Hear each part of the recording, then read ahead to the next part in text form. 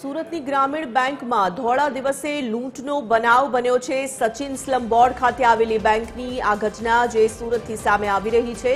અંદાજિત લાખો રૂપિયાની લૂંટ ચલાવવામાં આવી છે અને ઘટનાને પગલે જો કે ઉચ્ચ અધિકારીઓ ઘટના સ્થળ પર પહોંચ્યા હતા, જેના સીસીટીવી પણ સામે આવી રહ્યા છે। બાઇક પર બે લૂંટારુઓ આવ્યા હતા। સચિન પોલીસે સીસીટીવી ફૂટેજને આધારે સમગ્ર મામલે વધુ તપાસ હાથ ધરી છે। સંવાદદાતા જયેન્દ્ર પાંડે જોડાઈ ચૂક્યા છે ફોન લાઈન પર। જયેન્દ્ર, જે રીતે સીસીટીવીમાં સ્પષ્ટ જોઈ શકાય છે કે બે લૂંટારુઓએ કેવી રીતે લૂંટની ઘટનાને અંજામ આપ્યો, કઈ દિશામાં તપાસ હાથ ધરવામાં આવી છે? જી બિલકુલ, કારણ કે જે પ્રકારે સુરતમાં સચિન વિસ્તારમાં આવેલ સ્લમ બોર્ડ ખાતે ગ્રામીણ બેંકમાં થોડા દિવસે લૂંટનો બનાવ બન્યો છે।